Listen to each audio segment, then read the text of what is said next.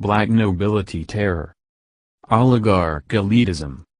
It is important to note that the European black nobility is responsible for the insidious entanglements of numerous secret societies, lodges, and organizations, which are backed with high finance and powerful political connections.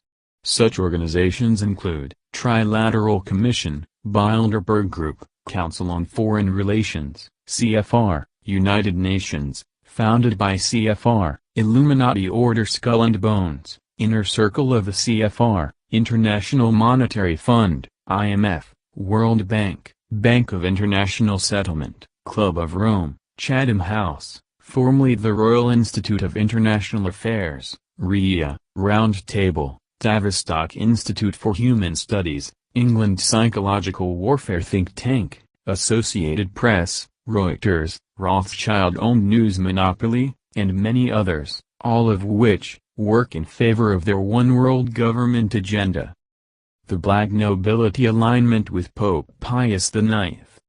In mainstream historical books, the black nobility or black aristocracy are traditionally defined as Roman aristocratic families who sided with the papacy under Pope Pius IX after the Savoy family-led army of the Kingdom of Italy entered Rome on September 20, 1870, overthrew the Pope and the Papal States, and took over the Quirinal Palace, and any nobles that were in allegiance to the Pope.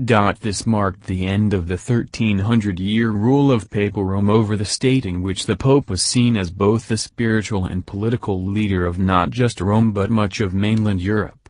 Now Italy and Rome would be under the control of an actual secular political government, which at the time would be a fascist government led by Benito Mussolini. For the next 50 years, the Pope confined himself to Vatican City and claimed to be a prisoner in the Vatican to avoid the appearance of accepting the authority of the new Italian government and state. Aristocrats who had been ennobled by the Pope and were formerly subjects of the Papal States, including the senior members of the Papal Court, kept the doors of their palaces in Rome closed to mourn the Pope's confinement, which led to them being called the black nobility. It was in 1929 during the Lateran Treaty that a truce was established between the Italian government and the Vatican. The Lateran Treaty recognized the full sovereignty of the Roman Catholic Church in the state of Vatican City and would detail buildings and territories of the Vatican which would be exempt from taxes. The treaty was signed by King Victor Emmanuel III of Italy, Benito Mussolini, Prime Minister and head of government, and for Pope Pius XI by Pietro Gasparri, Cardinal Secretary of State, on February 11, 1929. The term black nobility had existed for prior centuries in reference to powerful families who moved to Rome to benefit from a family connection to the Vatican.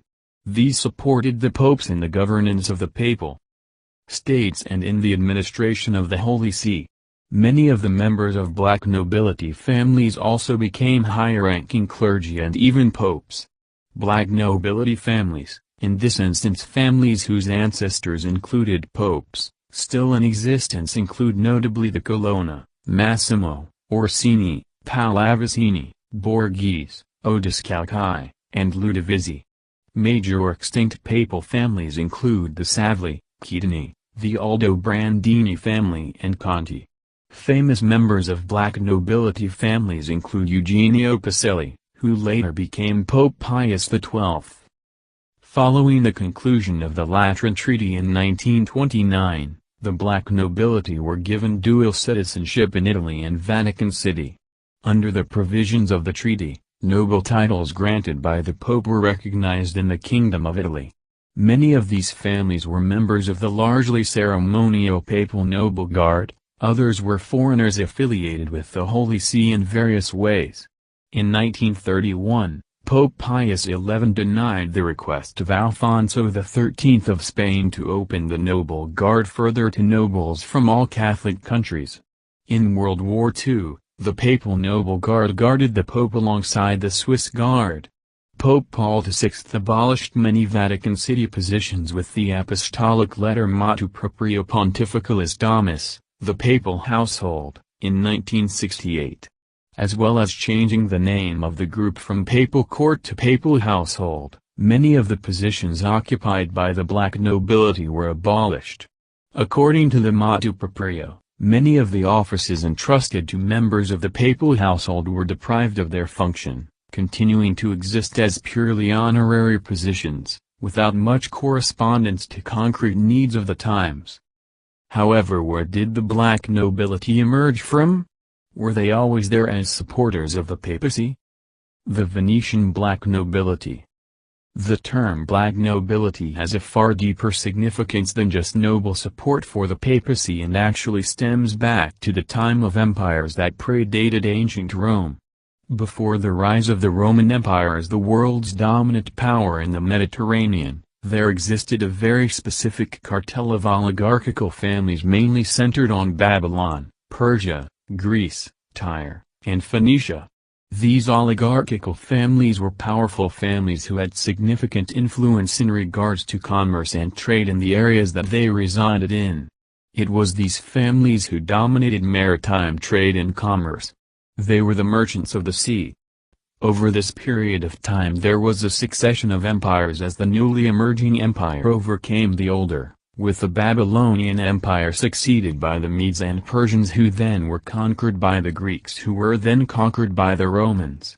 This period of world history, which encompassed around 450 years, resulted in a lot of marriages between different oligarchical families from different empires, leading to bloodlines which would share heritage from different ancestry. By the time of the Romans, much of the oligarchical families were composed of people who had an ancestry which came from Phoenicia, Greece, Persia, Babylon, and even far back as Egypt, and many of them eventually settled in Venice. The first of three crusades in the Middle East and the capturing of Jerusalem from the Muslims from 1063 to 1123, established the power base of oligarchical families living in the Republic of Venice and solidified their power as the wealthy ruling class in Venice and Genoa.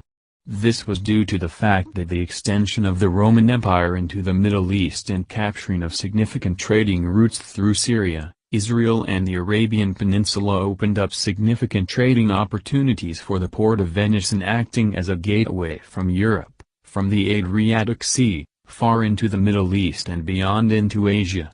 The level of wealth this brought to Venice was such that Venetians were able to develop and provide military naval support for the Crusaders' ventures into the Middle East, and thus Venice became not only an economic power but a strategic power for the eastern side, Byzantine, of the Roman Empire. By 1082, the Venetians had tax-free trading rights in the entire Byzantine Empire.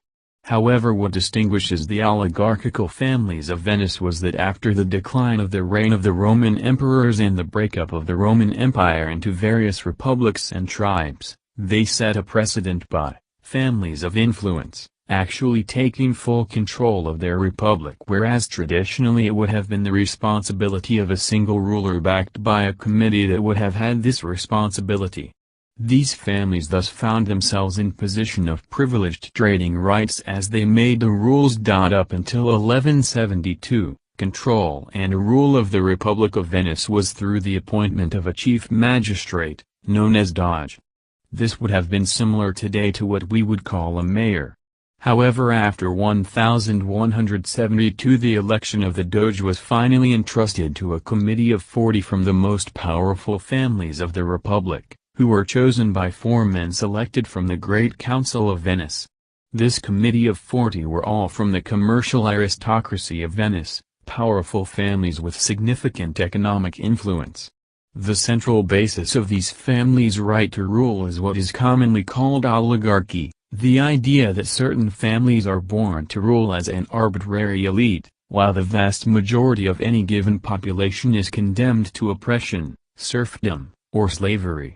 During most of the past 2,500 years, oligarchs have been identified by their support for the philosophical writings of Aristotle. Aristotle asserted that slavery is a necessary institution, because some are born to rule and others to be ruled. He also reduced the question of human knowledge to the crudest sense, certainty and perception of facts. The Venetian oligarchs identified wealth purely in money terms, and practiced usury, monetarism, and looting at the expense of technological advancement and physical production. In modern international affairs, oligarchs recommend such methods as geopolitics, understood as the method of divide and conquer, which lets one power prevail by playing its adversaries one against the other. Oligarchical policy strives to maintain a balance of power among such adversaries for its own benefit, but this attempt always fails in the long run and leads to new wars. The essence of oligarchism is summed up in the idea of the empire, in which an elite identifying itself as a master race rules over a degraded mass of slaves or other oppressed victims. If oligarchical methods are allowed to dominate human affairs, they always create a breakdown crisis of civilization, with economic depression, war, famine, plague, and pestilence. Examples of this are the 14th century Black Plague and the 30 Years' War, 1618–48, both of which have links to Venetian intelligence. A pillar of the Venetian oligarchical system was the family fortune, or fondo as it is called in Italian. This referred to the continuity of the family fortune which earned money through slavery, usury and looting. In Venice, the largest fondo was the endowment of the Basilica of St. Mark, which was closely associated with the Venetian state treasury, and which absorbed the family fortunes of nobles who died without heirs. This fondo was administered by the procurers of St. Mark, whose position was one of the most powerful under the Venetian system. Around this central fondo were grouped the individual family fortunes of the great oligarchical families, such as the Mocenigo, the Cornaro, the Dandolo, the Cantarini, the Morosini, the Zorzi, and the Tron. When the Venetian oligarchy transferred many of its families and assets to northern Europe, the Venetian fondi provided the nucleus for the emergence of the Great Bank of Amsterdam, which dominated Europe during the 17th century, and of the Bank of England, which became the leading bank of the 18th century. It is important to note that Venice was never under the control of Rome, hence them coming under the Byzantine side of the Roman Empire ruled from Constantinople. And thus Venice was viewed by Charlemagne as an enemy since at the time that Venice was a dominant power, the western side of the Roman Empire controlled by the papacy was under the control of Charlemagne, crowned by the Pope as the new Holy Roman Emperor, who was forced to recognize Venice as a part of the Eastern Empire, under the protection of the Emperor Nicephorus. This is the origin of why there has always been a significant tension between the Vatican and the families of power in seeking world domination. During the 1200s, the Venetians, now at the apex of their military and naval power, set out to create a new Roman Empire with its center at Venice. They expanded into the Greek islands, the Black Sea, and the Italian mainland. They helped to defeat the Hohenstaufen rulers of Germany and Italy. Venetian intelligence assisted Genghis Khan as he attacked and wiped out powers that had resisted Venice, and the Venetian bankers, often called Lombards, began to loot many parts of Europe with usurious loans. Henry III of England in the years after 1255 became insolvent after taking huge Lombard loans to finance foreign wars at 120–180% interest. When the Lombard bankers went bankrupt because the English failed to pay, a breakdown crisis of the European economy ensued. This led to a new collapse of European civilization, including the onset of the Black Plague, which depopulated the continent. In the midst of the chaos, the Venetians encouraged their ally Edward III of England, to wage war against France in the conflict that became the 100 Years' War, 1339–1453, which hurled France into chaos before Saint Joan of Arc defeated the English. This was then followed by the Wars of the Roses in England. As a result of Venetian domination, the 14th century had become a catastrophe for civilization. Around AD 1400, European power centers concentrated into two camps, the Ghibellines, who supported the Hohenstaufen family, and the Guelphs, from wealth, the German prince who competed with Frederick for control of the Holy Roman Empire. The Venetians then strategically began marrying into these royal houses as a means of extending their influence into Europe, realizing that expansion through stealth rather than conflict was the best means. However, it is the marrying into Guelphs which is of interest here, because the Pope had allied himself with the Guelphs. The Guelphs are also called the Neri, Black Guelphs, or Black Nobility, and were the Normans who conquered England in the 11th century and the Genoese who backed Robert Bruce in his conquest of Scotland, and who supported William of Orange in his seizure of the throne of England. William's victory resulted in the formation of the Bank of England and the East India Company, which have ruled the world since the 17th century. Every subsequent coup d'état, revolution and war has centered in the battle of the Guelphs to hold and enhance their power, which is now the emerging New World Order. The power of the Guelphs would extend through the Italian financial centers to the north of France and Lombardy established by the Venetians, and would later transfer operations north to Hamburg, then to Amsterdam, and finally to London, the descendants of the Black Nobility. The Venetian nobility are called the Black Nobility because they earned this title through dirty tricks, so when the population revolted against the monopolies in government, as anywhere else, the leaders of the uprising were quickly seized and brutally hanged. They used secret assassinations, murder, the bankrupting of opposing citizens or companies, kidnapping and rape. Although originally starting in Venice, the power of the Black Nobility extended far beyond its borders, morphing into the European Black Nobility, and today, is felt in every corner of the globe. It is important to note that the European Black Nobility is responsible for the insidious entanglements of numerous secret societies, lodges, and organizations, which are backed with high finance and powerful political connections. Such organizations include Trilateral Commission, Bilderberg Group, Council on Foreign Relations, CFR, United Nations, founded by CFR, Illuminati Order, Skull and Bones, Inner Circle of the CFR, International Monetary Fund, IMF, World Bank, Bank of International Settlement, Club of Rome, Chatham House, formerly the Royal Institute of International Affairs, RIA, Round Table, Tavistock Institute for Human Studies, Associated Press, Reuters, Rothschild-owned News, and many others, all of which, whether they are dupes or adapts, work in favor of a one-world government agenda.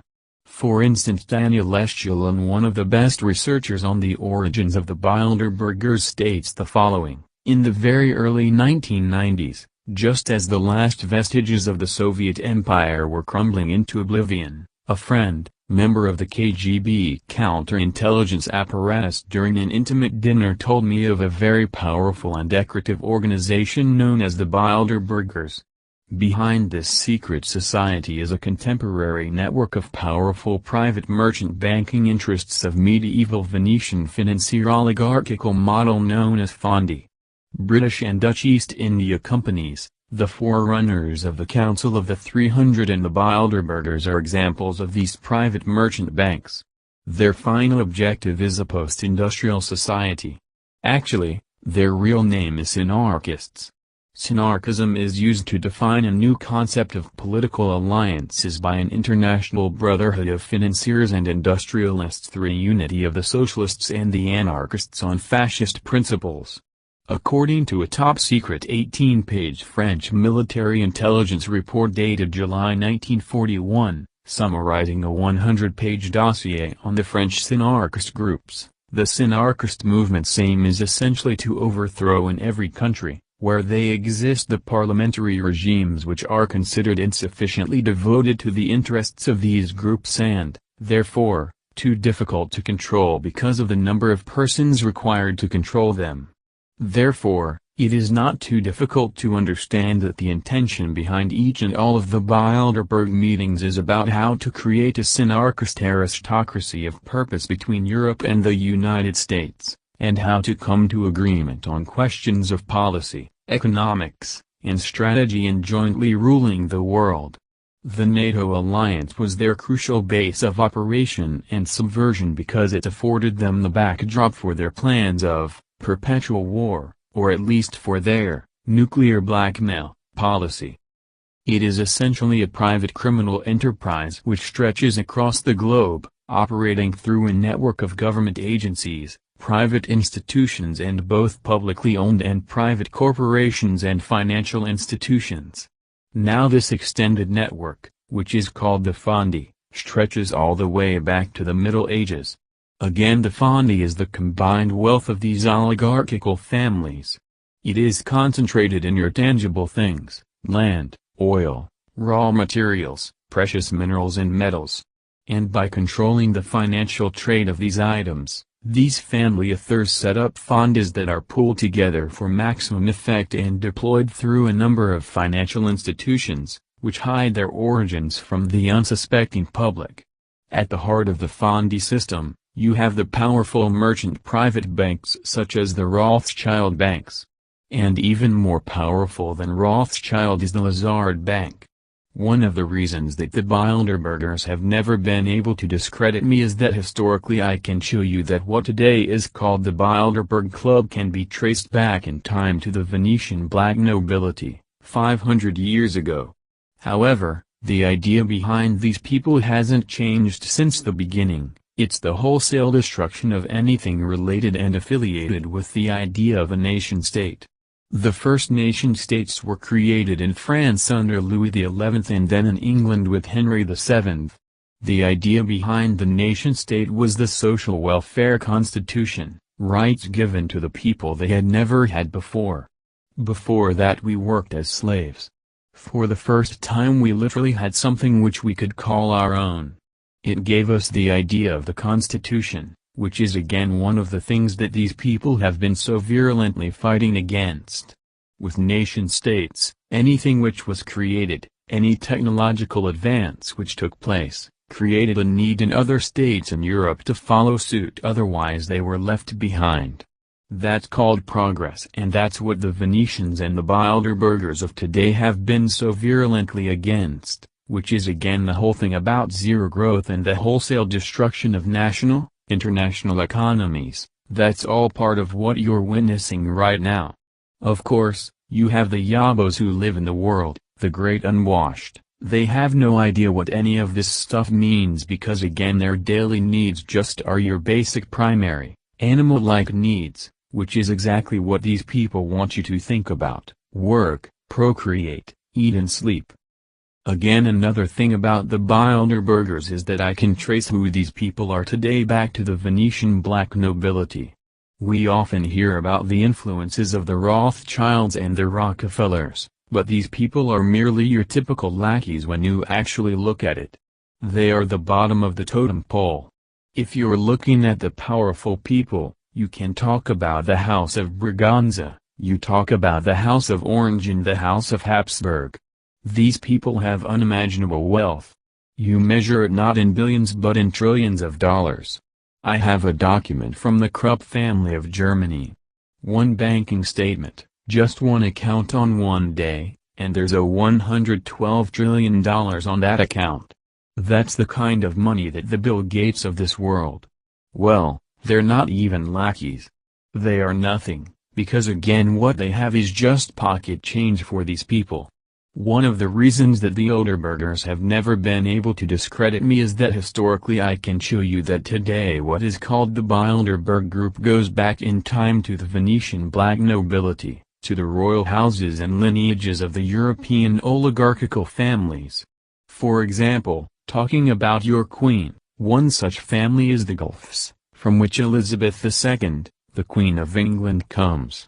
I found reference to this family by cross-referencing with names like Ethico, Henry, Rudolph, and Azal. I found those references after spending more than 2.5 years in the National Library of Florence, literally living there, going through 500-year-old documents. Queen Victoria, she comes from the House of Este. The name Este comes from the name Marquis of Este of Venice, which is also known as the House of Albert Azal. Now this line is connected to the Welfs and can easily be traced back to the Cunigundas, Prince of Welf. So basically the Queen of England has Venetian roots, but also German roots because the Guelphs are intertwined with the German aristocracy through the House of Hanover, The Hanoverian English King George I. He came from the Duchy of Lüneburg, which have been governed by the Gauff family since the 12th century. Somewhat interesting, Prince Charles, the Queen's son, and Diana visited Venice on numerous occasions, not on any official business, but rather in a private capacity. I was told by someone very familiar with the British royal family that the Queen told Diana point-blank to never ever discuss these trips in public, and, of course, Diana never did, because I think she knew that the Queen meant it and she'd kill her if she ever did. So anyway, again, historically I can show you that what today is called the Bilderberg Group, 500 years ago was called the Venetian Black Nobility, but the idea behind what all these people put together hasn't changed. It's the wholesale destruction of anything related and affiliated with the idea of a nation-state. Daniel Lefschel and the most powerful of the black nobility families are located in Italy, Germany, Switzerland, Britain, Holland, and Greece. Not all black nobility are royal houses, and many of the royal families no longer have kingdoms. All the families listed below are connected with the House of Gauff, one of the original black nobility families of Venice, from which the House of Windsor and thus the present Queen of England, Elizabeth II, descends. The Gauffs are intertwined with the German aristocracy through the House of Hanover.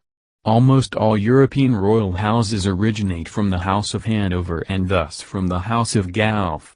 The House of Gauff is the older branch of the House of Este, a dynasty whose earliest known members lived in Lombardy in the 9th century. Venetian black nobility. House of Bernadotte, Sweden. House of Bourbon, France. House of Braganza, Portugal. House of Grimaldi, Monaco. House of Gauff, Britain. House of Habsburg, Austria. House of Hanover, Germany. House of Hohenzollern, Germany. House of Karađorđević, Yugoslavia, former. House of Liechtenstein, Liechtenstein. House of Nassau, Luxembourg. House of Oldenburg, Denmark. House of Orange, Netherlands. House of Savoy, Italy. House of Wettin, Belgium. House of Wittelsbach, Germany. House of Württemberg, Germany. House of Zogu, Albania. Today the Gauffs rule by dominating the raw materials market, and for years they have fixed the price of gold, a commodity they neither produce nor own. They also control the price of copper, zinc, lead and tin.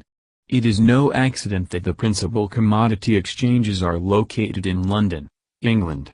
Companies run by black nobility families are British Petroleum, Oppenheimer, Lonrho, Philbro and many more.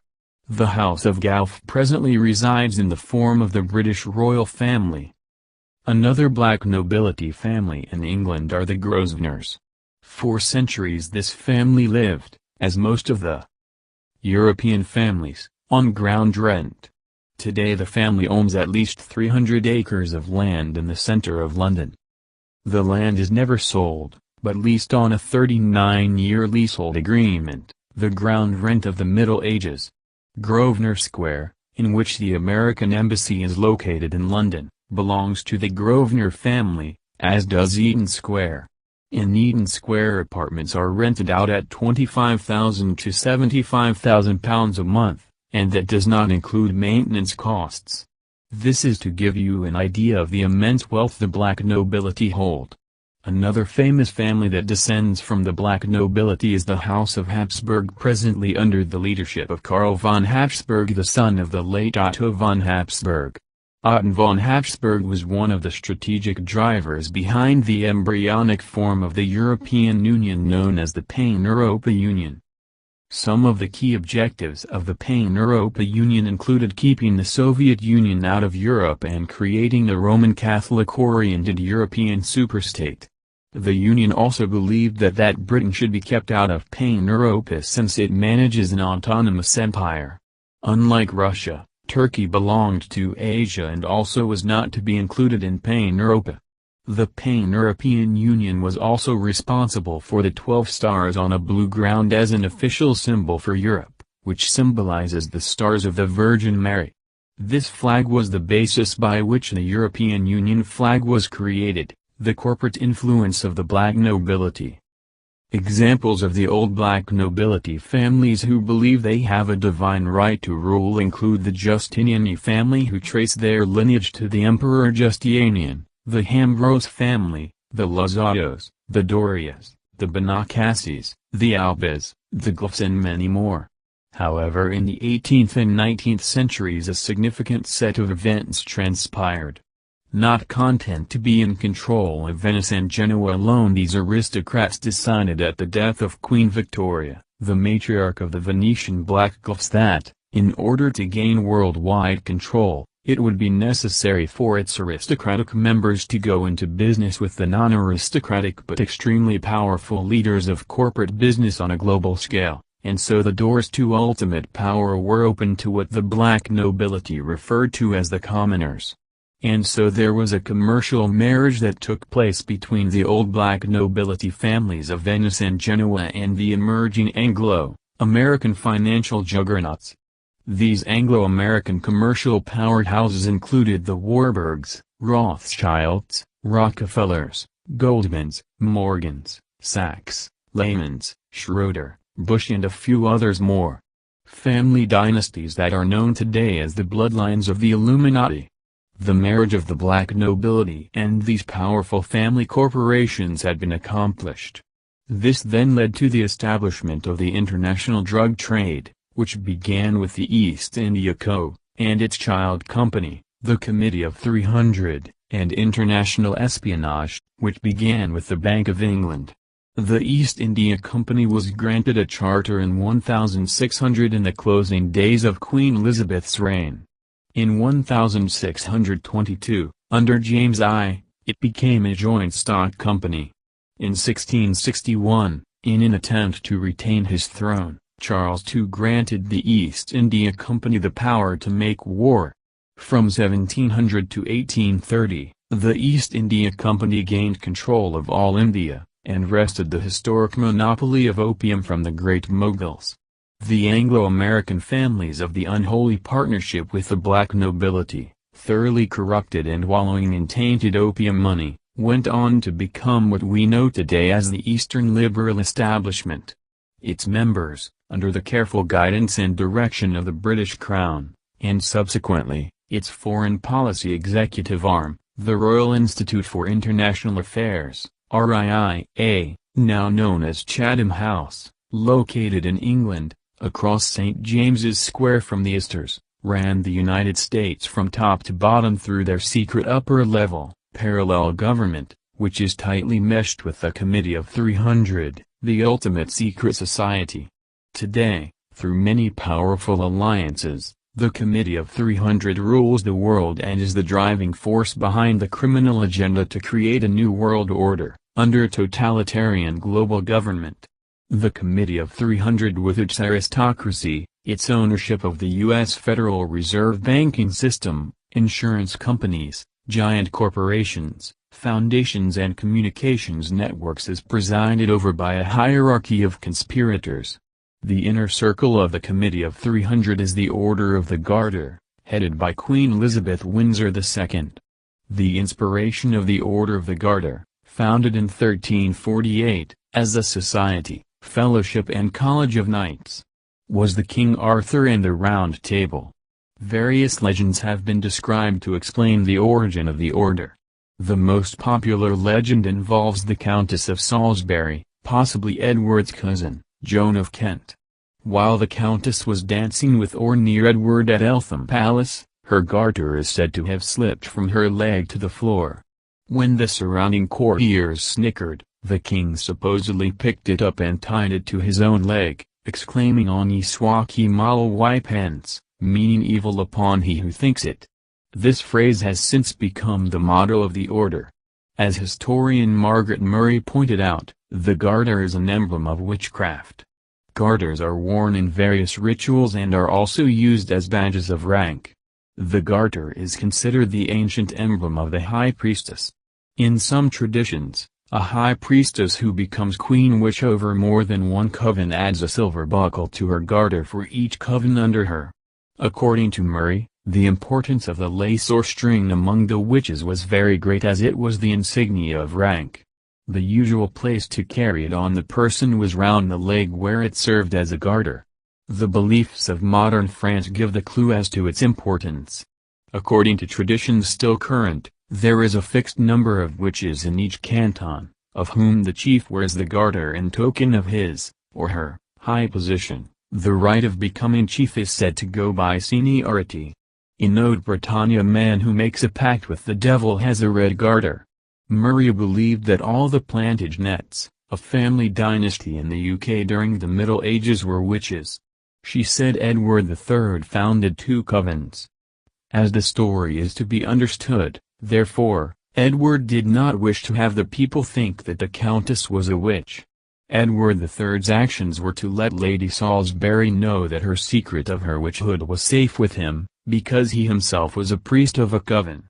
The front organizations of the Committee of 300 are those such as the Royal Institute for International Affairs, Chatham House, the Club of Rome, NATO, UN, the Tavistock Institute, CFR and all its affiliated organizations, the think tanks and research institutions controlled by Stanford and the Tavistock Institute of Human Relations, and last, but certainly not least, the military establishment.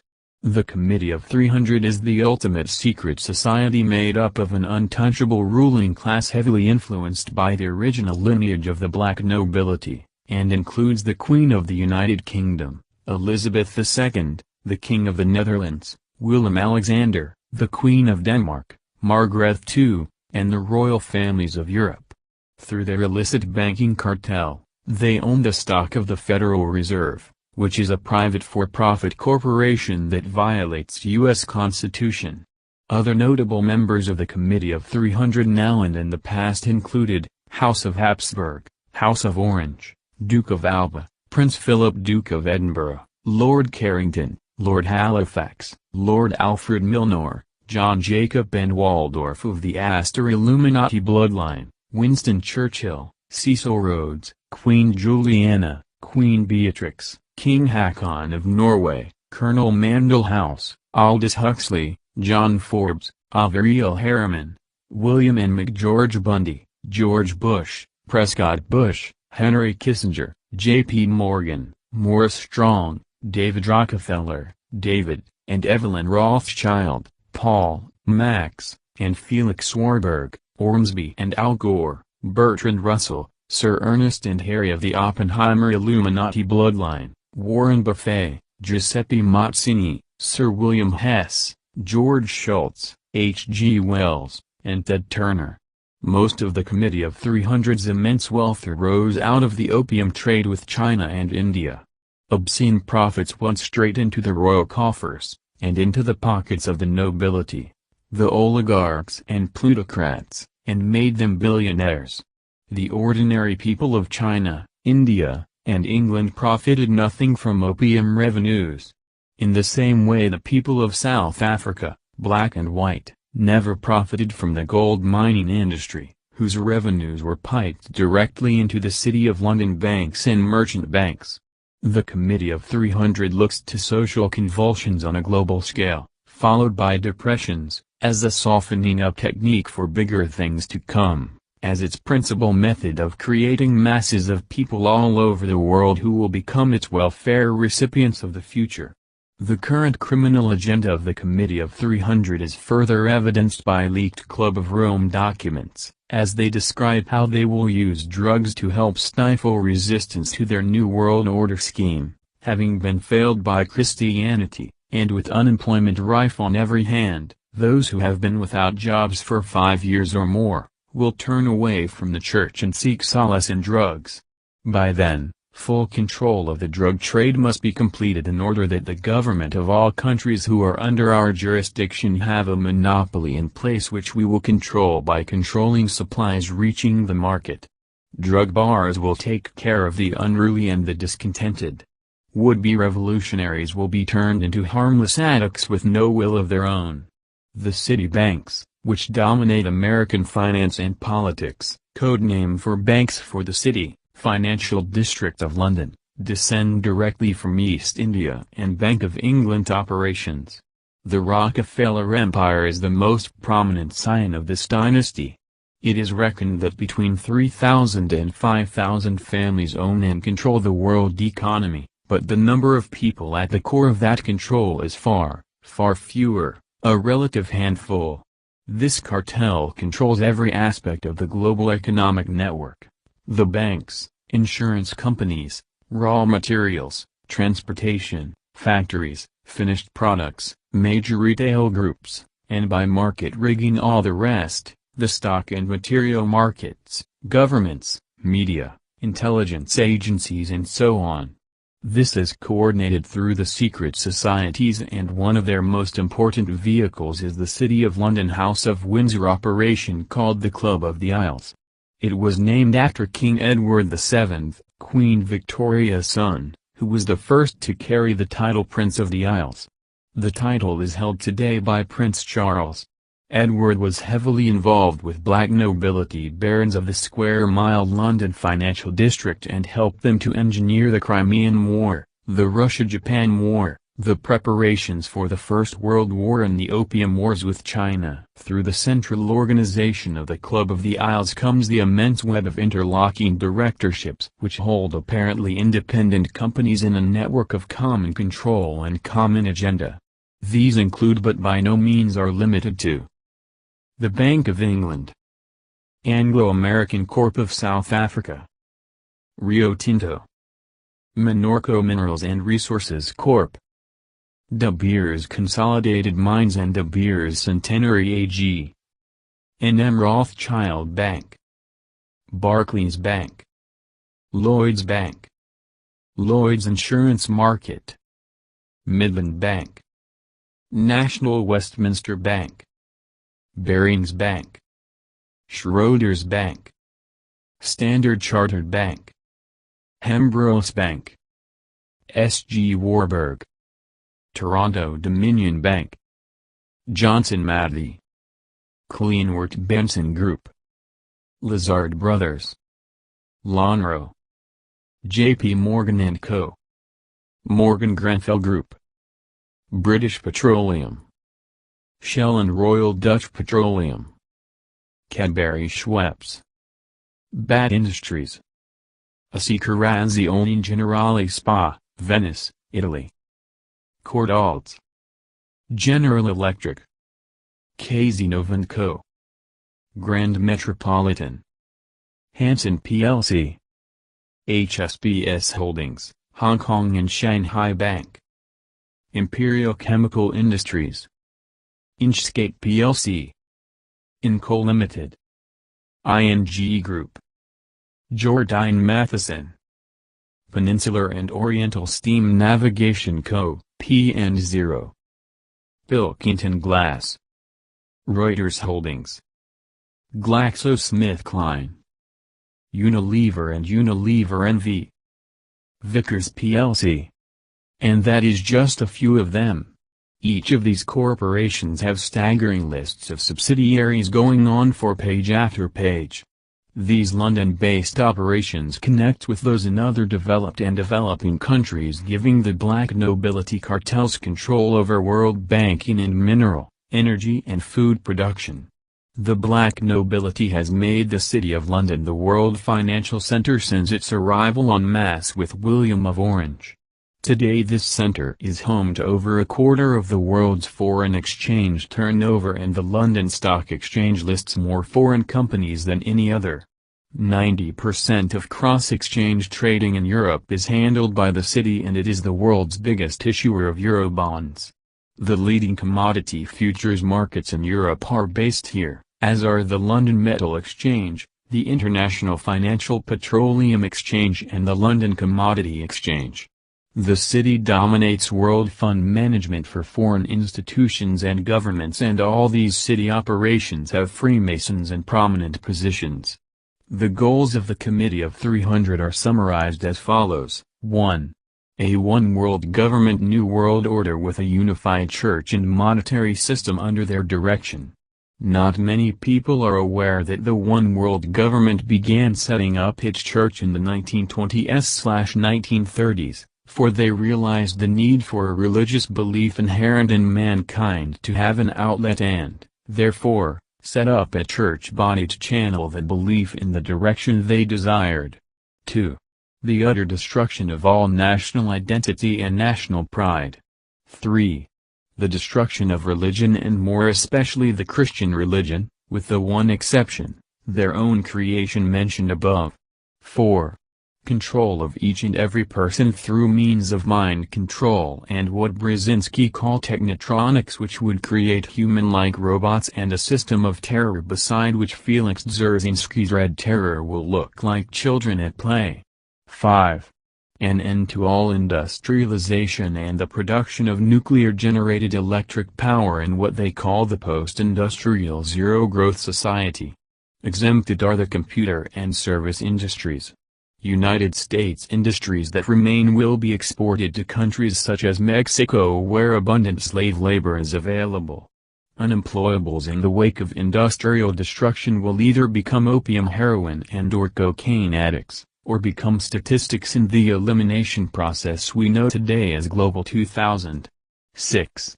Legalization of drugs and pornography. 7. Depopulation of large cities according to the trial run carried out by the Pol Pot regime in Cambodia. It is interesting to note that Pol Pot's genocidal plans were drawn up here in the United States by one of the Club of Rome's research foundations. It is also interesting that the committee is presently seeking to reinstate the Pol Pot butchers in Cambodia. 8. Suppression of all scientific development except for those deemed beneficial by the committee. Especially targeted as nuclear energy for peaceful purposes. Particularly hated are the fusion experiments presently being scorned and ridiculed by the committee and its jackals of the press. Development of the fusion torch would blow the committee's conception of limited natural resources right out of the window. A fusion torch properly used could create unlimited untapped natural resources from the most ordinary substances. Fusion torch uses are legion and would benefit mankind in a manner which is as yet not even remotely comprehended by the public. 9. Caused by means of limited wars in the advanced countries, and by means of starvation and diseases in third world countries, the death of 3 billion people by the year 2000, people they call useless eaters. The Committee of 300 commissioned Cyrus Vance to write a paper on this subject of how best to bring about such genocide. The paper was produced under the title The Global 2000 Report and was accepted and approved for action by President Carter, for and on behalf of the U.S. government, and accepted by Edwin Muskie, then Secretary of State. Under the terms of the Global 2000 Report, the population of the United States is to be reduced by 100 million by the year 2050. 10. To weaken the moral fiber of the nation and to demoralize workers in the labor class by creating mass unemployment. As jobs dwindle due to the post-industrial zero-growth policies introduced by the Club of Rome, demoralized and discouraged workers will resort to alcohol and drugs. The youth of the land will be encouraged by means of rock music and drugs to rebel against the status quo, thus undermining and eventually destroying the family unit. In this regard, the Committee of 300 commissioned Tavistock Institute to prepare a blueprint as to how this could be achieved. Tavistock directed Stanford Research to undertake the work under the direction of Professor Willis Harman. This work later became known as the Aquarian Conspiracy. 11. To keep people everywhere from deciding their own destinies by means of one created crisis after another and then managing such crises. This will confuse and demoralize the population to the extent where faced with too many choices, apathy on a massive scale will result. In the case of the United States, an agency for crisis management is already in place. It is called the Federal Emergency Management Agency, FEMA, whose existence I first disclosed in 1980. 12. To introduce new cults and continue to boost those already functioning, which includes rock music gangsters such as the Filthy, degenerate Mick Jagger's Rolling Stones, a gangster group much favored by European black nobility, and all of the Tavistock-created rock groups which began with the Beatles. 13. To continue to build up the cult of Christian fundamentalism begun by the British East India Company's servant, Darby, which will be misused to strengthen the Zionist state of Israel through identifying with the Jews through the myth of God's chosen people and by donating very substantial amounts of money to what they mistakenly believe is a religious cause in the furtherance of Christianity. 14. To press for the spread of religious cults such as the Muslim Brotherhood, Muslim fundamentalism, the Sikhs, and to carry out experiments of the Jim Jones and Son of Sam type of murders. It is worth noting that the late Ayatollah Khomeini was a creation of British intelligence Military Intelligence Division 6, commonly known as M16, as I reported in my 1985 work, What Really Happened in Iran. 15. To export religious liberation ideas around the world so as to undermine all existing religions but more especially the Christian religion. This began with Jesuit liberation theology which brought about the downfall of the Somoza family rule in Nicaragua and which is today destroying El Salvador, now 25 years into a civil war, Costa Rica and Honduras. One very active entity engaged in so-called liberation theology is the communist-oriented Mary Knoll Mission. This accounts for the extensive media attention to the murder of 4 of Mary Knoll's so-called nuns in El Salvador a few years ago. The 4 nuns were communist subversive agents and their activities were widely documented by the government of El Salvador. The United States press and news media refuse to give any space or coverage to the massive documentation and possession of the Salvadorian government, documentation which proves what the Mary Knoll Mission nuns were doing in the country. Mary Knoll is in service in many countries, and played a leading role in bringing communism to Rhodesia, Mozambique, Angola, and South Africa. 16. To cause a total collapse of the world's economies and engender total political chaos. 17. To take control of all foreign and domestic policies of the United States. 18. To give the fullest support to supranational institutions such as the United Nations, UN, the International Monetary Fund, IMF, the Bank of International Settlements, BIS, the World Court and, as far as possible, make local institutions of lesser effect by gradually phasing them out or bringing them under the mantle of the United Nations. 19. Penetrate and subvert all governments, and work from within them to destroy the sovereign integrity of nations represented by them. 20. Organize a worldwide terrorist apparatus and negotiate with terrorists whenever terrorist activities take place. It will be recalled that it was Bettino Craxi who persuaded the Italian and U.S. governments to negotiate with the Red Brigade's kidnappers of Prime Minister Moro and General Dozier.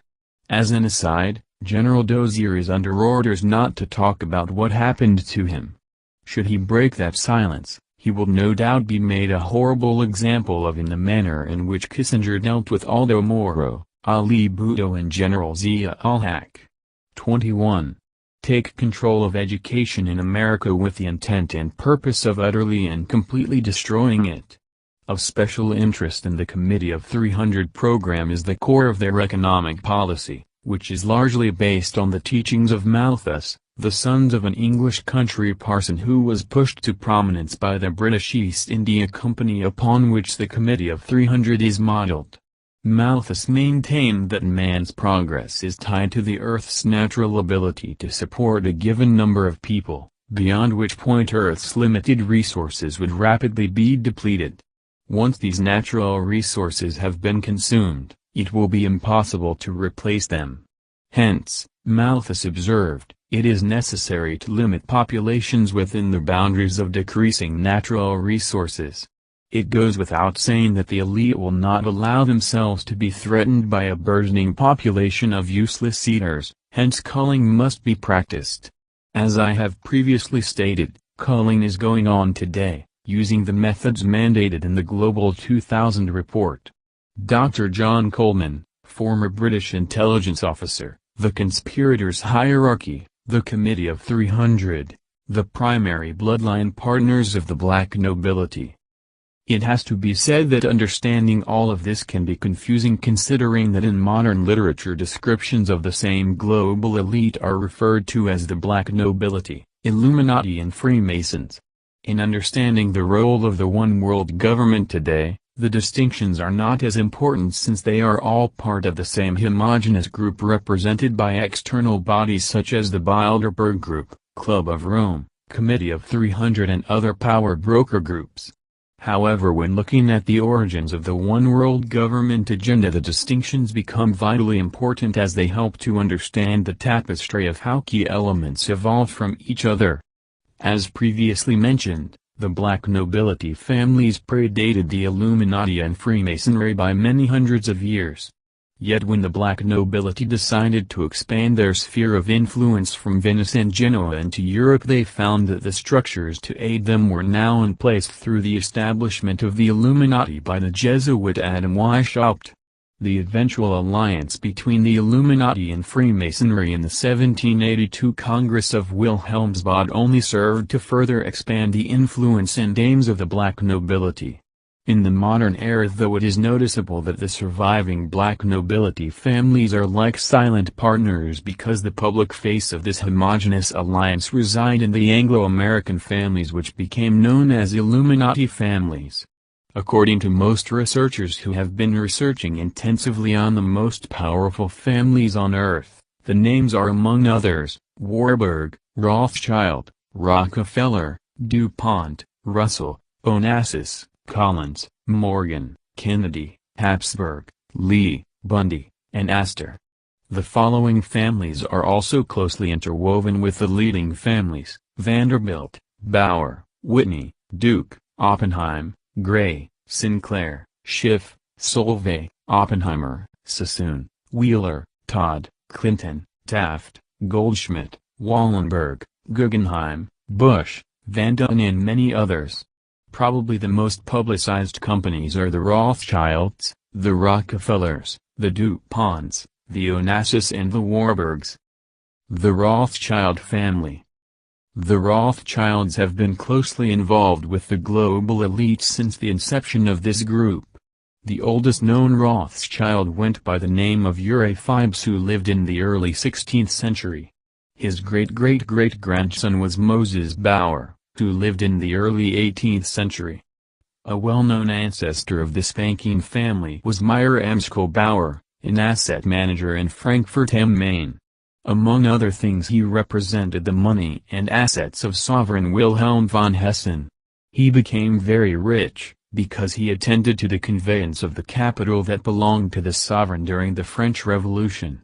Meyer Amschel Bauer chose, without exception, women from very influential families that belonged to the global elite, for his sons. In the same way, his daughters married prominent bankers who also belonged to the global elite. All these families acted in the same way as the royal families, they married amongst themselves. Bauer's sons were known as the Five Frankfurter. They became bankers of 5 European countries. The private intelligence service, which was established by the first Rothschilds, saw to it that they could lay the foundations for their immense wealth. James Rothschild, founder of the French branch of this family, made the Parisian house the most powerful bank in Europe, because he was of service to the French rulers from Ludwig XVIII to Napoleon III. The Rothschilds became coalition bankers. The secret of their success was that they were able to execute fictitious money transactions in times when money transport involved great risks. When we look back on all wars from the last 3 centuries, we'll notice that they all ended in a certain balance of power. Every time a war broke out, a new foundation of power for the Rothschild house was laid. This way the Rothschilds could simply manipulate the wars by controlling the flows of money. If we scrutinize every country's national debt throughout the course of history, we will see exactly where and when a certain country was manipulated by the Rothschilds. Emperor Franz Joseph II gave the Rothschilds the rank of baron. The royal families and principalities couldn't do anything without the Rothschilds. In 1885 the Rothschilds were raised to the peerage by the Austrian Emperor and the Queen of England. Already at that time the fate of the nations was in the hands of the Rothschilds. It's a proven fact that since the 60s, the Rothschilds divided their wealth, pro forma, as much as possible among many other persons and establishments. They did this on one hand to hide the real extent of their wealth and on the other to conceal their political manipulations of the outside world. For this purpose they used companies, businessmen, bank managers and other personalities to act as intermediaries. Since 1900, and most likely earlier than that, the Rothschilds have determined where and when in Europe or elsewhere in the world, an exceptional economic development occurs. The exclusive control over the flows of money in the world by the Rothschilds is one of the best-kept secrets of the modern world history. The Zeitung of March 1, 1994, proposed to portray Rothschild and his sons on the first European banknotes. They were assumed to be a true European family and to represent values, on which also a united Europe should be built. Presently the Rothschilds control, among other things, Shell, BP, Deutsche Bank, Barclays, ABN AMRO, Fortis, Unilever, IBM, World Bank Group and International Monetary Fund, ING, Federal Reserve, Bank of England, Aerofund Curaçao, J.P. Morgan and many other banks and influential organizations. The participation of the Rothschild dynasty in various competitive companies misleads even experts. A perfect example of this is when Henry Costin elaborately described the all-out struggle between American Standard Oil, of the Rockefeller family, and British Royal Dutch Shell for market leadership in 1920s France. The struggle for control lasted into the late 50s. However, he essentially overlooked one important detail, that both oil giants belonged to the Rothschilds. Costin failed to understand that this sham of a fight served only one purpose, to bring in enormous profits while covering up the real power behind it. The Rockefeller family. The rise of the Rockefeller family was made possible from two angles by the Rothschilds. One was by the large subsidies placed on transports of Rockefeller oil. The documents of the American Trade Register prove that the Rothschilds, since 1896, have owned 96% of the American railways. This made it possible to transport oil on rail. When John D. Rockefeller wanted to expand, he received the financial support he needed to do so from the Rothschilds through their National City Bank of Cleveland. In exchange, the Rockefellers had to transport their oil via the Rothschilds' railways. An illegal agreement saw to it that the Rockefellers received a bonus for the amount of oil they transported by train. Because of this agreement nobody could compete with the Rothschilds in transporting Rockefeller oil. This was all arranged by Jacob Schiff, of the company Kuhn and Loeb, the brain behind the foundation of the Rockefeller Imperium. Under the authority of the Rothschilds, Kuhn, Loeb and Company continued to manage the Rockefeller capital, which was valued at over $400 billion 4 years ago. In 1950 the New York Times reported L.L. Strauss, a partner with Kuhn, Loeb, and Co., as the financial advisor to the Rockefeller estate. Because of this, every investment had to be approved and signed by a partner of Kuhn, Loeb and Company. According to the periodical Fortune in 1985, the wealth of the Rockefellers was spread amongst more than 200 companies. These companies included 6 of the largest industrial companies in America, 6 of the largest banks, 5 of the largest insurance companies and 3 of the largest companies from different branches: electricity, water, infrastructure, fruits, oil, gold, and others. Not including the remaining 180 other companies, the total assets of these 20 giants amounted to $460 billion. The Rockefeller Foundation was established in 1913 to maintain the control of the family's oil empire. Today this foundation is the most important shareholder of Exxon with 4.3 million shares. Additionally, The foundation has 2 million shares in Standard Oil of California and 300,000 shares in Mobil Oil. Other smaller foundations belonging to the Rockefellers have 3 million shares in Exxon, and 400,000 shares in Standard Oil of Ohio.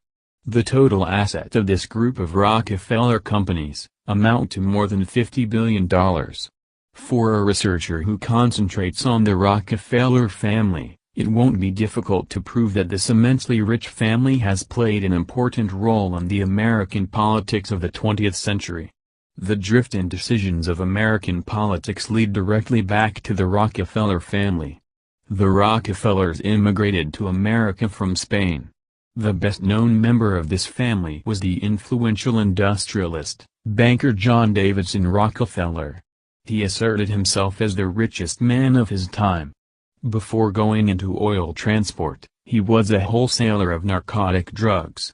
With an unbridled energy, he set up the Standard Oil Trust, which now possesses 90% of the oil refineries in the United States. John Davidson Rockefeller also bought the Pocantico Hills territory in New York, which is the domicile of over 100 families with the name Rockefeller. David Rockefeller, an absolute genius in the field of finances, has been managing Chase Manhattan Bank, the most important bank in the world, since 1945. The power of this bank is great enough to bring about or destroy governments, to start or end wars, and ruin companies or let them flourish worldwide, ultimately exerting great influence on the entire human race. The Rockefeller Foundation is known as a charitable organization that operates out of New York City. Officially it was established to promote the well-being of mankind throughout the world. In reality, the Rockefeller Foundation is a decisive actor on the international stage. The many activities of the Rockefeller Foundation are not isolated items, each independent of the others. They all fall into a worldwide organization in the interests of the New World Order. The American FBI and CIA have always been an instrument of the global elite because the Rockefellers were directly involved in the founding of both organizations. This family also has the power of the Council on Foreign Relations, CFR. The DuPont family. DuPont is number 6 in the ranking of the leading global elite. Like all leading rulers, the DuPonts also paid special attention to whom their children married. Many of the first marriages in this family were between brother and sister. The biographies of the DuPont family as a world power began with the marriage between Samuel DuPont and Anne Alexandrine, a Huguenot from Burgundy, in 1737 in Paris. Pierre Samuel DuPont, the sons of Samuel and Anne, was the first DuPont to acquire a great amount of power and influence. Moreover, he was the first in the family one could prove a direct connection with the global elite. At the request of King Stanislaus Augustus, he went to Poland in 1774 to develop a system for national education over there. President Thomas Jefferson was a very close friend of Pierre Samuel DuPont. At Jefferson's request, DuPont immigrated to North America with his family in 1799 to start on a plan for national education in the country. As we will see, this system made it possible for the global elite to mold the way children think. After DuPont returned to France in 1802 and was instrumental in promoting the Treaty of 1803, by which Louisiana was sold to the U.S., Jefferson gave him the first American order to manufacture gunpowder. To this day the American Army buys its munitions for all its wars from the DuPonts. Today the DuPonts are monopolizing this and other fields. Everything that has to do with chemistry is produced by DuPont, with Americans using a DuPont product almost daily. The ruling families are also behind the worldwide drug trade. With the help of the CIA and the British Secret Service MI6, they are at the head of the worldwide drug mafia and control the entire trade and sale of drugs. During a television interview, Louis DuPont let it slip that the worldwide drug trade was in the hands of powerful families. Louis DuPont was the driving spirit behind the book Dope, Executive Intelligence Review, 1975. This book reveals the leading figures in the worldwide drug trade. The following families and persons are associated with drug trade: the Astors, the DuPonts, the Kennedys, the Rockefellers, the Rothschilds, the Russes and the Chinese family Li.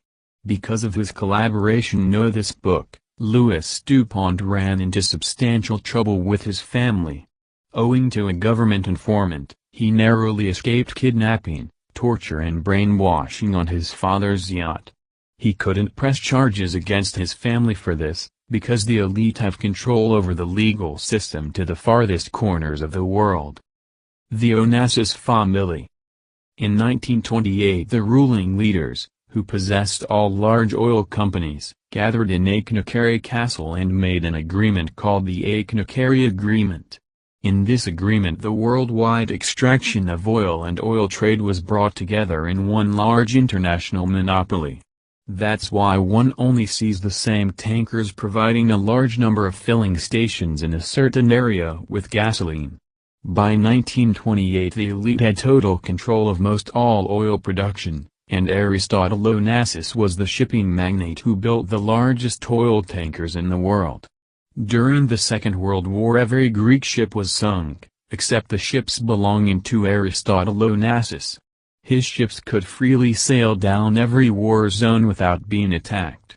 Everyone will understand that for this to happen, agreement on the highest level was necessary. The ruling elite are above all conflicts created by them, at our expense. One only has to notice that certain persons are above the law, above wars and above other conflicts. Aristotle Onassis was a king within the elite hierarchy. Onassis was, among others, a very close friend to the Perón family, who turned Argentina into a dictatorship with the help of the elite.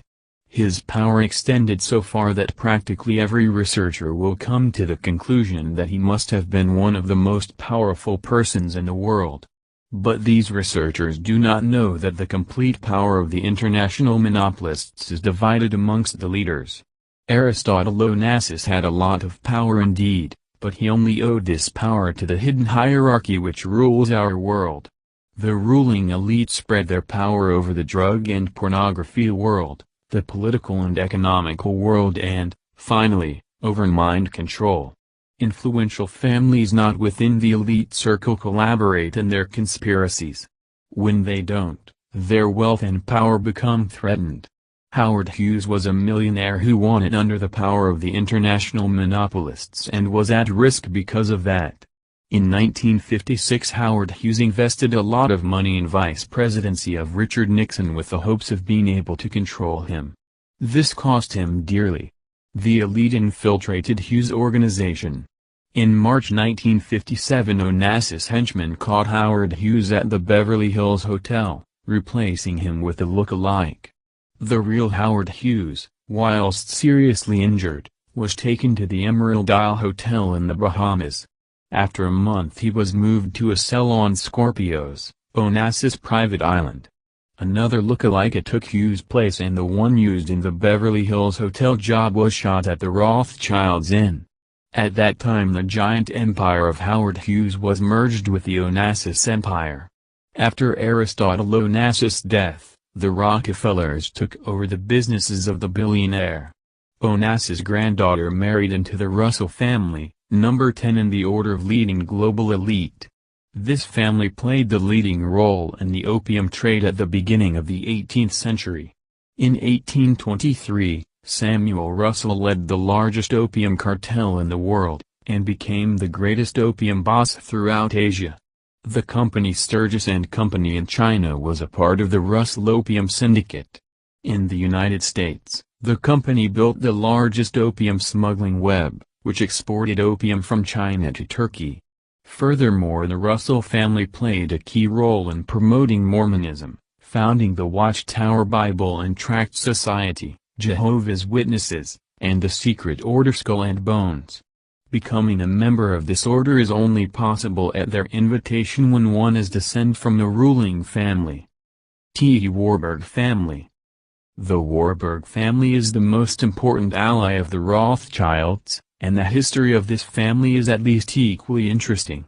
The book The Warburgs shows that the bloodline of this family dates back to the year 1001. Whilst fleeing from the Muslims, they established themselves in Spain. There they were pursued by Fernando of Aragon and Isabella of Castile and moved to Lombardy. According to the annals of the city of Warburg, in 1559, Simon von Cassa was entitled to establish himself in this city in Westphalia, and he changed his surname to Warburg. The city register proves that he was a banker and a trader. The real banking tradition was beginning to take shape when 3 generations later Jacob Samuel Warburg immigrated to Altona in 1668. His grandson Marcus Gumperch Warburg moved to Hamburg in 1774, where his 2 sons founded the well-known Bank Warburg and Company in 1798. With the passage of time, this bank did business throughout the entire world. By 1814, Warburg & Co. had business relations with the Rothschilds in London. According to Joseph Wexberg in his book The Merchant Bankers, the Warburgs regarded themselves equal to the Rothschild, Oppenheimer and Mendelssohn families. These families regularly met in Paris, London, and Berlin.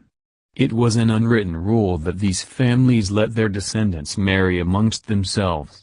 The Warburgs married, just like the Rothschilds, within houses, bloodlines. That's how this family got themselves involved with the prosperous banking family Gunsberg from St. Petersburg, with the Rosenbergs from Kiev, with the Oppenheims and Goldsmiths from Germany, with the Oppenheimers from South Africa and with the Sifts from the United States. The best-known Warburgs were Max Warburg, 1867–1946, Paul Warburg, 1868–1932, and Felix Warburg, 1871–1937. Max Warburg served his apprenticeship with the Rothschilds in London, where he asserted himself as an expert in the field of international finances. Furthermore, he occupied himself intensively with politics and, since 1903, regularly met with the German Minister of Finance. Max Warburg advised, at the request of monarch Bernhard von Bülow, the German emperor on financial affairs. Additionally, he was head of the Secret Service. 5 days after the armistice of November 11, 1918, he was delegated by the German government as a peace negotiator at a peace committee in Versailles. Max Warburg was also one of the directors of the Deutsche Reichsbank and had financial importances in the war between Japan and Russia and in the Moroccan crisis of 1911.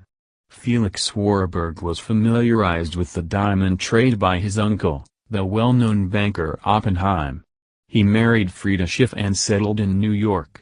By marrying Schiff's daughter he became partner at Kuhn, Loeb & Company. Paul Warburg became acquainted with the youngest daughter of banker Salomon Loeb, Nina. It didn't take long before they married. Paul Warburg left Germany and also became a partner with Kuhn, Loeb & Company in New York. During the First World War he was a member of the Federal Reserve Board, and in that position he had a controlling influence on the development of American financial policies. As a financial expert, he was often consulted by the government. The Warburgs invested millions of dollars in various projects which all served one purpose, one absolute world government. That's how the War of Japan against Russia, 1904–1905, was financed by the Warburgs Bank Kuhn, Loeb, and Co. 31. The purpose of this war was destroying the Czardom.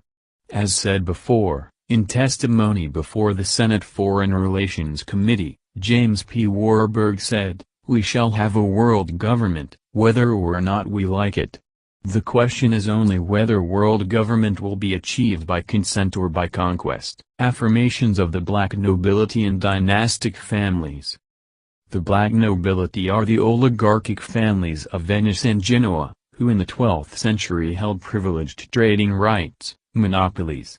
The first of 3 crusades, from 1063 to 1123, established the power of the Venetian black nobility and solidified the power of the wealthy ruling class. In 1204 the oligarchic families parceled out feudal enclaves to their members, and from the state, they built up power until government became a closed corporation of the leading black nobility families. The European black nobility is responsible for the insidious entanglements of numerous secret societies and organizations, which are backed with high finance and powerful political connections. Such organizations include Trilateral Commission, Bilderberg Group, Council on Foreign Relations, CFR, United Nations, International Monetary Fund, IMF, World Bank, Bank of International Settlements, BIS, Club of Rome, Chatham House, and many others. Present-day European black nobility families are connected with the House of Guelph, one of the original black nobility families of Venice from which the House of Windsor and thus the present Queen of the United Kingdom Elizabeth II descends. Dr. John Coleman in his book The Committee of 300, A Brief History of World Power During the Middle Ages, European power centers coalesced into two camps, the Ghibellines and the Guelphs. The Pope then allied himself with the Guelphs against the Ghibellines, resulting in their victory. All of modern history stems directly from the struggle between these two powers. The Guelphs were also called the Black Guelphs and Black Nobility. Every subsequent coup d'état, revolution and war has centered in the battle of the Guelphs to hold and enhance their power, which is now the world order. The power of the Guelphs grew through their control of banking and international trade. Dr. Webster Griffin Tarpley and James Hyam in their book The Venetian Black Nobility and the Concept of Oligarchy, the Rothschilds accumulated its vast wealth issuing war bonds to black nobility for centuries, including the British Windsors, the French Bourbons, the German von Thurn taxis, the Italian Savoys and the Austrian and Spanish Habsburgs. Dean Henderson in his book Big Oil and Their Bankers in the Persian Gulf, the Rothschilds had the crown heads of Europe in debt to them, and this included the Black Nobility dynasty, the Habsburgs, who ruled the Holy Roman Empire for 600 years. Author David Quinn today is called the Bilderberg Group, 500 years ago was called the Venetian Black Nobility.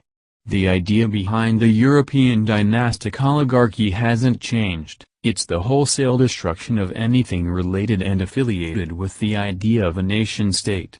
Daniel F. Schillen in his book The Bilderberg Group, an offshoot of the Venetian black nobility, I care not what puppet is placed on the throne of England to rule the empire. The man who controls Britain's money supply controls the British Empire, and I control the British money supply. Nathan Meyer Rothschild. By the middle of the 19th century, the Rothschilds were the richest family in the world, perhaps in all of history. Their 5 international banking houses comprised one of the first multinational corporations. Patricia Goldstone in her book Aronsohn's Maps, the House of Rothschild made its money in the great crashes of history and the great wars of history, the very periods when others lost their money. Isaac Newth in his book The Empire of the City, The Secret History of British Financial Power. 7 men in Wall Street now control a great share of the fundamental industry and resources of the United States. These powerful men were themselves answerable to a foreign power which had been steadfastly seeking to extend its control over the young Republic of the United States since its very inception. This power was the financial power of England, centered in the London branch of the House of Rothschild. The fact was that in 1910, the United States was for all practical purposes being ruled from England, and so it is today, 1911. The 7 Men, an article by John Moody, McClure's Magazine, August 1911. Rothschild-controlled Barings Bank bankrolled the Chinese opium and African slave trades. It financed the Louisiana Purchase. The House of Rothschild financed the Prussian War, the Crimean War and the British attempt to seize the Suez Canal from the French. Nathan Rothschild made a huge financial bet on Napoleon at the Battle of Waterloo, while also funding the Duke of Wellington's Peninsular Campaign against Napoleon. Both the Mexican War and the Civil War were gold mines for the family. Dean Henderson in his book Big Oil and Their Bankers in the Persian Gulf. James Rothschild's wealth had reached the 600 million mark. Only one man in France possessed more. That was the king, whose wealth was 800 million. The aggregate wealth of all the bankers in France was 150 million less than that of James Rothschild. This naturally gave him untold powers, even to the extent of unseating governments whenever he chose to do so. David Druck in his book Baron Edmund de Rothschild, The Division of the United States into Federations of Equal Force, the North and the South, was decided long before the Civil War. These bankers were afraid that the United States would upset their financial domination over the world. The voice of the Rothschilds prevailed.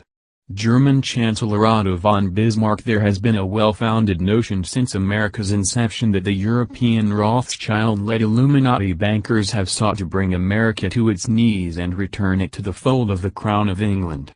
Dean Henderson in his book Big Oil and Their Bankers in the Persian Gulf. An association was formally established on February 5, 1891. When Cecil Rhodes and Thomas Stead organized a secret society of which Rhodes had been dreaming for 16 years. In this secret society Rhodes was to be leader, Stead, Brett, and Alfred Milner were to form an executive committee. Arthur, Lord Balfour, Sir Harry Johnston, Lord Rothschild, Albert, Lord Grey, and others were listed as potential members of a circle of initiates, while there was to be an outer circle known as the Association of Helpers, later organized by Milner as the Round Table Organization. Carroll Quigley, in his book Tragedy and Hope: Why Should We Not Join a Secret Society with but one object, the furtherance of the British Empire, for the bringing of the whole uncivilized world under British rule, for the recovery of the United States, for the making of the Anglo-Saxon race but one empire. Cecil Rhodes' Confession of Faith attached to his will in 1888. Cecil Rhodes made his third will leaving everything to Lord Nathan Meyer Rothschild, with an accompanying letter setting up a secret society. The central part of the secret society was established by March, 1891, using Rhodes' money. The organization, the Round Table, worked behind the scenes at the highest levels of British government, influencing foreign policy. Frank Adelot in his book American Rhodes Scholarships: The Rhodes Scholarships, established by the terms of Cecil Rhodes' seventh will, are known to everyone. What is not so widely known is that Rhodes in 5 previous wills left his fortune to form a secret society, which was to devote itself to the preservation and expansion of the British Empire. Funding of this organization later came from groups associated with J.P. Morgan, and the Rockefeller and Whitney families. Carroll Quigley in his book Tragedy and Hope: Cecil Rhodes exploited the diamond and gold fields of South Africa, rose to be Prime Minister of the Cape Colony, contributed money to political parties, controlled parliamentary seats in both England and in South Africa, and sought to win a strip of British territory across Africa from the Cape of Good Hope to Egypt, and to join these two extremes together with a telegraph line and ultimately with the Cape to Cairo Railway. Rhodes inspired devoted support for his goals from others in South Africa and in England. With financial support from Lord Rothschild and Alfred Bate, he was able to monopolize the diamond mines of South Africa as De Beers Consolidated Mines and to build up a great gold mining enterprise as Consolidated Gold Fields. In the middle 1890s Cecil Rhodes had a personal income of at least £1 million a year, then about $5 million, which was spent so freely for his mysterious purposes that he was usually overdrawn on his account.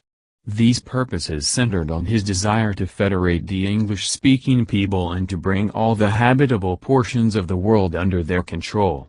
For this purpose Rhodes left part of his great fortune to found the Rhodes Scholarships at Oxford in order to spread the English ruling class tradition throughout the English-speaking world as John Ruskin had wanted.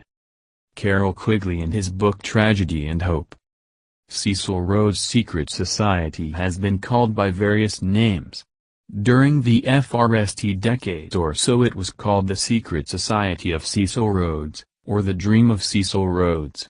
In the second and third decades of its existence it was known as Milner's Kindergarten, 1901 to 1910, and as the Round Table Group, 1910 to 1920.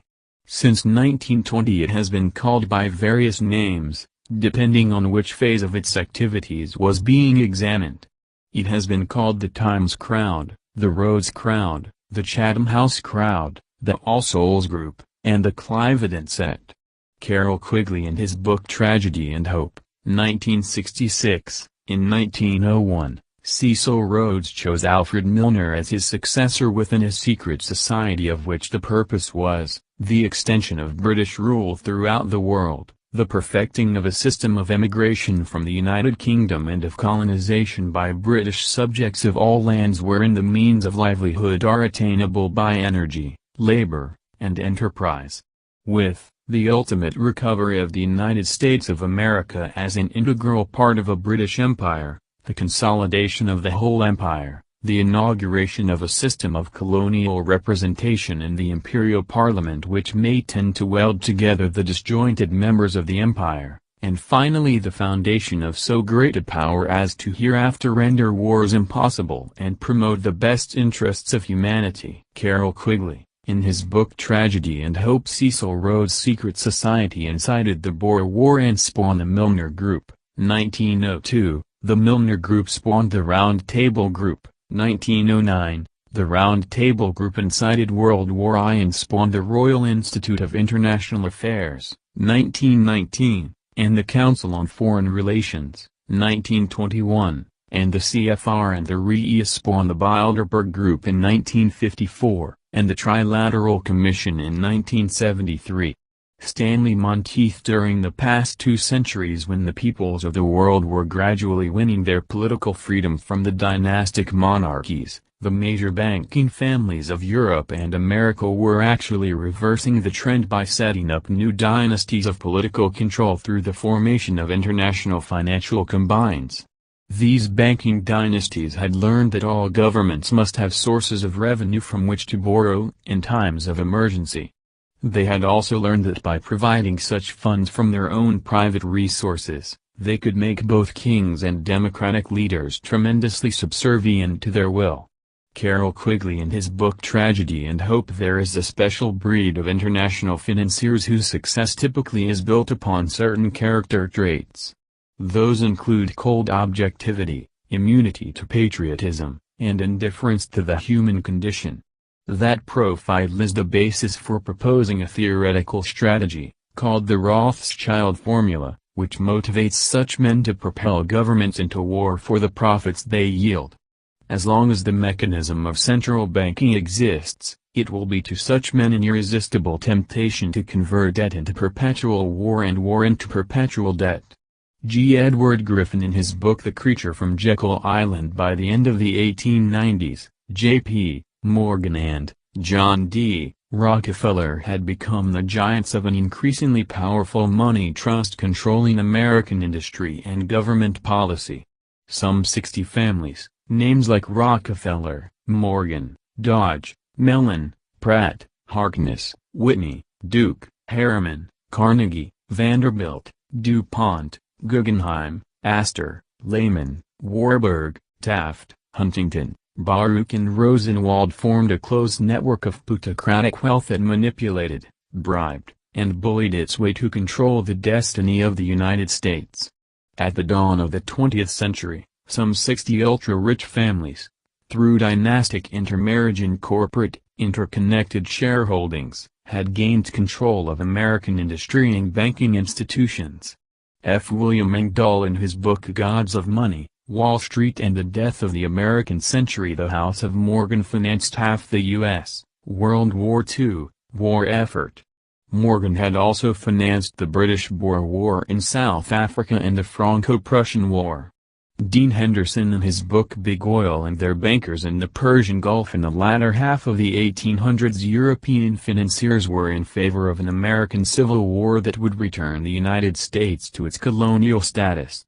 The Civil War lasted from 1861 until 1865, during which Congress also set up a national bank, putting the government into partnership with the banking interests, guaranteeing their profits. Andrew Gavin Marshall, Global Research. International bankers make money by extending credit to governments. The greater the debt of the political state, the larger the interest returned to lenders. The national banks of Europe are also owned and controlled by private interests.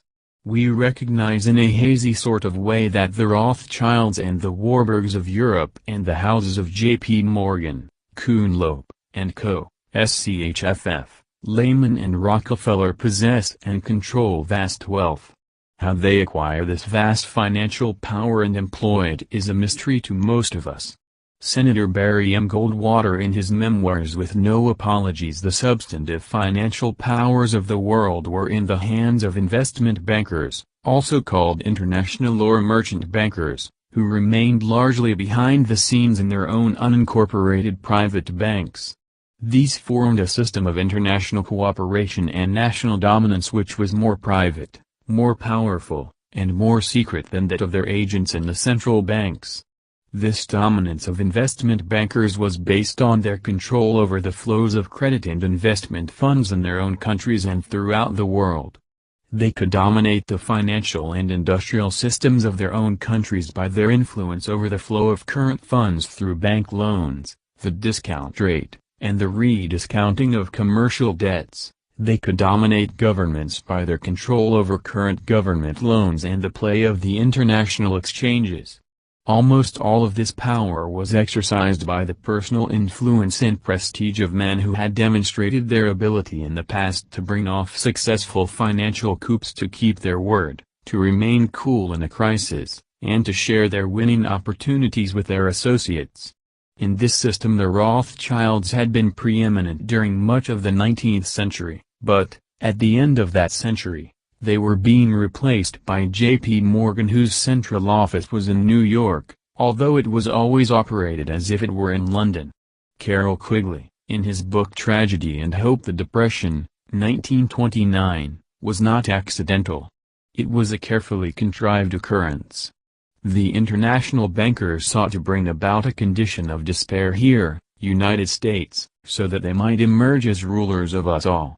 Louis T. McFadden, Chairman of the U.S. House of Representatives Banking and Currency Committee, 1932. Our global banking system is a global cartel, a superentity in which the world's major banks all own each other and own the controlling shares in the world's largest multinational corporations. This is the real free market, a highly profitable global banking cartel, functioning as a worldwide financial mafia. Andrew Gavin Marshall, John D. Rockefeller, J. P. Morgan, and other kingpins of the money trust were powerful monopolists. A monopolist seeks to eliminate competition. In fact, Rockefeller once said, "Competition is a sin." These men were not free enterprise advocates. James Perloff, in his book The Shadows of Power, The Council on Foreign Relations and the American Decline in 1899, J. Pierpont Morgan and Anthony Drexel went to England to attend the International Bankers' Convention. When they returned, J.P. Morgan had been appointed head representative of the Rothschild interests in the United States. As the result of the London Conference, J.P. Morgan and Company of New York, Drexel and Company of Philadelphia, Grenfell and Company of London, Morgan Harge C. of Paris, M. Warburg Company of Germany and America, and the House of Rothschild, were all affiliated. William Guy Carr, in his book Pawns in the Game, the European bankers favor the end of slavery. The European plan is that capital money lenders shall control labor by controlling wages. The great debt that capitalists will see is made out of the war and must be used to control the valve of money. To accomplish this, government bonds must be used as a banking basis. We are now awaiting Secretary of Treasury Salmon Chase to make that recommendation. It will not allow greenbacks to circulate as money, as we cannot control that. We control bonds and through them banking issues. European Bankers Hazard Circular, 1962, from Dean Henderson's book Big Oil and Their Bankers in the Persian Gulf. The bankers control the world's major corporations, media, intelligence agencies, think tanks, foundations and universities. Henry McCall. The structure of financial controls created by the tycoons of big banking and big business was of extraordinary complexity, one business fief being built on another, both being allied with semi-independent associates, the whole rearing upward into two pinnacles of economic and political power, of which one, centered in New York, was headed by J.P. Morgan and Company, and the other, in Ohio, was headed by the Rockefeller family. When the two cooperated, as they generally did, they could influence the economic life of the country to a large degree and could almost control its political life, at least at the federal level. They caused the Panic of 1907 and the collapse of two railroads, one in 1914 and the other in 1929. Carroll Quigley, in his book Tragedy and Hope. The reason why the British abolished the right of the American colonies to create and issue their own money is simple: the bankers did not want the colonists to be able to trade among themselves without paying tribute to them. The objective was clear: by forcing Americans to pay interest, the European money changers wanted to enslave the colonies in a mountain of debt. We are paying the international bankers hundreds of millions of dollars each year in interest on our national debt. This money, or credit, was created by the bankers out of nothing, and loaned to us at a high rate of interest. Day Griffin, in his book Fourth Reich of the Rich. Hundreds of years ago, bankers began to specialize, with the richer and more influential ones associated increasingly with foreign trade and foreign exchange transactions. Since these were richer and more cosmopolitan and increasingly concerned with questions of political significance, such as stability and debasement of currencies, war and peace, dynastic marriages, and worldwide trading monopolies, they became the financiers and financial advisors of governments. Moreover, since their relationships with governments were always in monetary terms and not real terms, and since they were always obsessed with the stability of monetary exchanges between one country's money and another, they used their power and influence to do two things: 1, to get all money and debts expressed in terms of a strictly limited commodity, ultimately gold, and 2, to get all monetary matters out of the control of governments and political authority, on the ground that they would be handled better by private banking interests. Carroll Quigley, in his book Tragedy and Hope. In the Bolshevik Revolution, we have some of the world's richest and most powerful men financing a movement which claims its very existence is based on the concept of stripping of their wealth, men like the Rothschilds, Rockefellers, Sifs, Warburgs, Morgans, Harrimans, and Milners. But obviously these men have no fear of international communism. It is only logical to assume that if they financed it and do not fear it, it must be because they control it. Gary Allen, in his book None Dare Call It Conspiracy, we shall have world government, whether or not we like it. The only question is whether world government will be achieved by conquest or consent. International banker James Warburg, testifying before the United States Senate on February 7, 1950, there is a vast network of private financial interests, controlled by the leading aristocratic and royal families of Europe. A secret cross-linked vast holding of private financial interests is tied to the old aristocratic oligarchy of Western Europe. William Engdahl, Executive Intelligence Review, April 1997. European dynastic families constitute a financial oligarchy. They are the power behind the Windsor throne, Britain.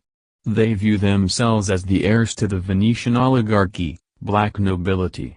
Historian Jeffrey Steinberg, the black nobility are the oligarchic families of Venice and Genoa, who in the 12th century held privileged trading rights, monopolies. The first of three crusades, from 1063 to 1123, established the power of the Venetian black nobility and solidified the power of the wealthy ruling class. In 1204 the oligarchic families parceled out feudal enclaves to their members, and from the state, they built up power until government became a closed corporation of the leading black nobility families.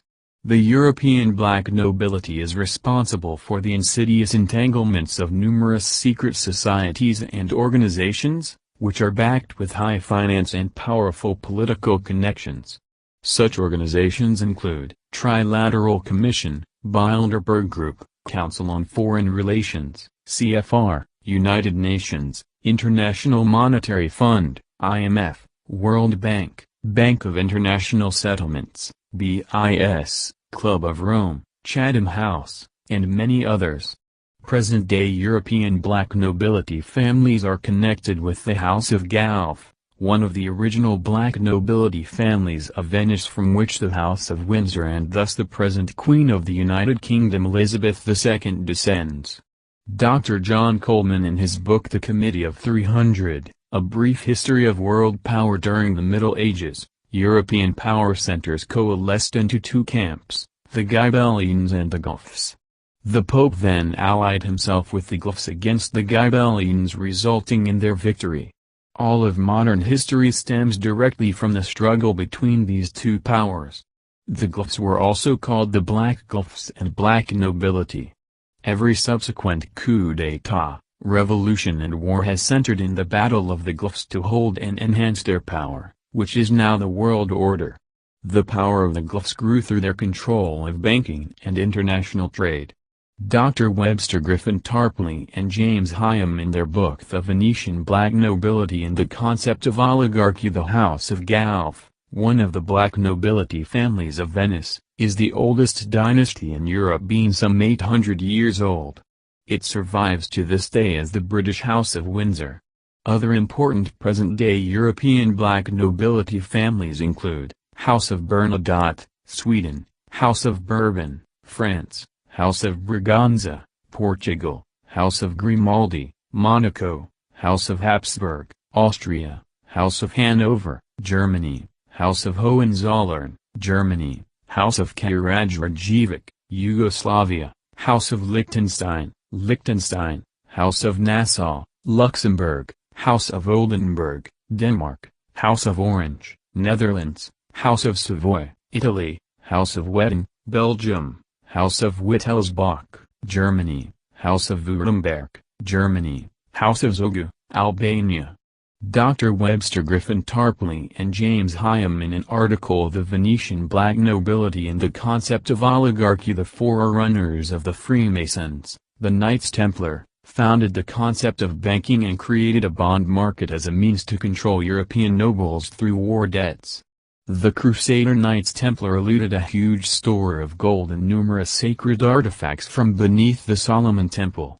King Solomon was the son of King David. The claimed lineage to the House of David is what the Illuminati used to justify their global control. Dean Henderson in his book Big Oil and Their Bankers in the Persian Gulf. The bulwark of the British financial oligarchy lies in its ageless and self-perpetuating nature, its long-range planning and prescience, its facility to outwit and break the patience of its opponents. The transient and temporal statesmen of Europe and particularly of Britain itself, who have attempted to curb this monstrosity, have all been defeated by their limited tenure of confidence. Obligated to show action and results in a too short span of years, they have been outwitted and outdid, deluged with irritants and difficulties, eventually obliged to temporize and retreat. There are few who have opposed them in Britain and America, without coming to a disgraceful end, but many, who served them well, have also profited well. E.C. Knuth in his book The Empire of the City, 1946. Queen Elizabeth II, head of state of the United Kingdom and of 31 other states and territories, is the legal owner of about 6,600 million acres of land, 1/6 of the Earth's non-ocean surface. She is the only person on Earth who owns whole countries. The value of her landholding is approximately $28 trillion. This makes her the richest individual on Earth. From the book Who Owns the World by Kevin Cahill. The British royal family rules the world, but they do not rule it alone. There are at least 3 other actors: central banks, the legacy of Cecil Rhodes, and the immense financial power of the biggest international banking family, the Rothschilds. Who runs the world and controls the value of assets? An article by Joan Vion. Club of the Isles is a European cartel, centered within the City of London and headed by the House of Windsor, which controls every aspect of the global economy: banks, insurance and pharmaceutical companies, raw materials, transportation, factories, major retail groups, the stock and commodities markets, politicians and governments, media, intelligence agencies, drugs and organized crime. The Windsor's Global Food Cartel, Instrument for Starvation. An article by Executive Intelligence Review, 1995. The Rothschilds control the Bank of England, the Federal Reserve, the European Central Bank, the IMF, the World Bank and the Bank of International Settlements. Also they own most of the gold in the world as well as the London Gold Exchange, which sets the price of gold every day. It is said the family owns over half the wealth of the planet, estimated by Credit Suisse to be $231 trillion. Pete Pepe Heracles. The Rothschild family accumulated its vast wealth issuing war bonds to black nobility for centuries, including the British Windsors, the French Bourbons, the German von Thurn taxis, the Italian Savoys and the Austrian and Spanish Habsburgs. Dean Henderson in his book Big Oil and Their Bankers in the Persian Gulf. The Rothschilds had several agents in America who their money got started and who still serve them well, the Morgans and the Rockefellers. It was the Rothschild capital that made the Rockefellers so powerful: oil and banking. They also financed the activities of Edward Harriman, railroads, and Andrew Carnegie, steel. The Rothschild Bloodline. An article from www.thefaurbinknowledge.com. The Rothschilds have a majority stake in nearly all the central banks in the world. Dean Henderson in his book Big Oil and Their Bankers in the Persian Gulf. Rothschilds own Reuters and Associated Press. They have controlling interest in ABC, CBS and NBC. Rothschild's Swiss banks hold the wealth of the Vatican and the European black nobility. David. The British royal family rules the world, but they do not rule it alone. There are at least three other actors: central banks, the legacy of Cecil Rhodes, and the immense financial power of the biggest international banking family, the Rothschilds. Who runs the world and controls the value of assets? An article by Joan V. on the Rothschild family combined with the Dutch House of Orange to found Bank of Amsterdam in the early 1600s as the world's first central bank. In 1694, British King William III teamed up with the Rothschilds to launch the Bank of England. Dean Henderson in his book Big Oil and Their Bankers in the Persian Gulf. Thank you for your attention. This is the end of the book. See the source in the description.